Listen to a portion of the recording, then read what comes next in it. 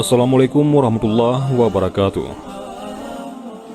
Siapa yang tidak kenal dengan Imam Al-Ghazali, salah seorang pembela akidah Ahlus Sunnah wal Jamaah, yang juga penganut bermazhab Imam Syafi'i ini telah banyak melahirkan karya-karya yang sangat luar biasa. Seorang ulama yang diberi gelar Sayyidul Musannifin dikarenakan banyaknya kitab yang telah ditulisnya.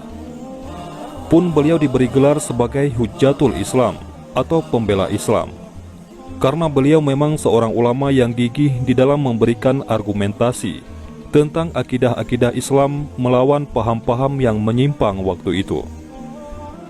Selain itu, beliau dikenal sebagai seorang filsuf dan ulama sufi yang menganjurkan kesucian hati atau tazkiyatun nufus. Kepribadian beliau dalam hal ini bisa dibaca melalui karya-karya tasawuf beliau seperti Al-Munqidh min Al-Dalal, Bidayatul Hidayah, Mukasyafatul Qulub, dan yang paling monumental adalah Ihya Ulumuddin.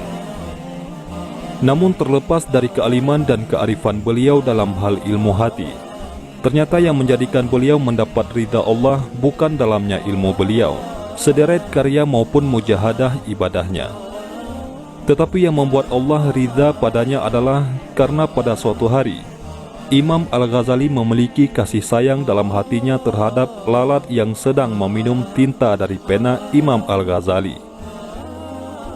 Berikut kisah Imam Al-Ghazali dan seekor lalat sebagaimana ditulis oleh Syekh Nawawi Banten di dalam mukadimah kitab Nasaihul Ibad ketika beliau mengutipkan hadis tentang anjuran mengasihi sesama makhluk.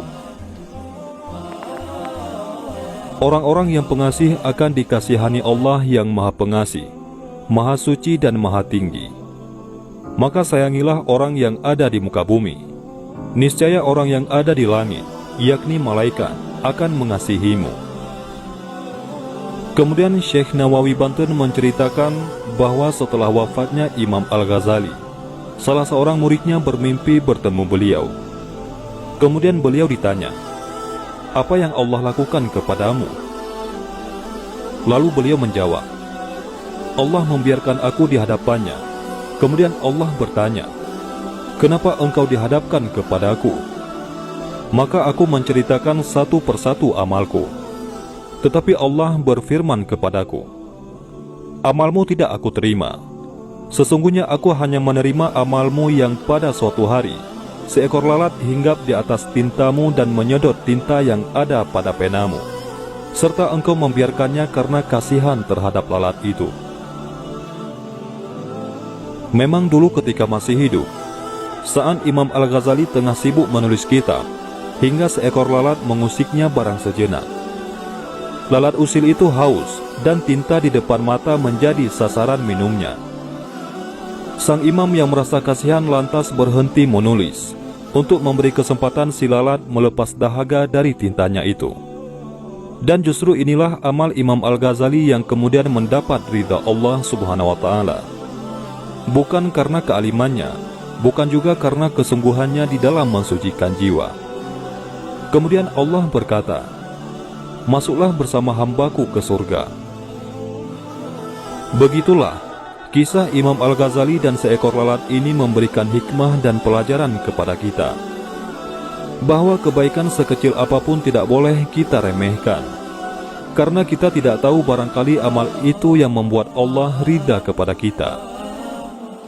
Sebagaimana Nabi mengajarkan ini dalam hadis yang diriwayatkan oleh Imam Abu Daud, "Janganlah meremehkan kebaikan sedikit pun, walau hanya berbicara kepada saudaramu dengan wajah yang tersenyum kepadanya.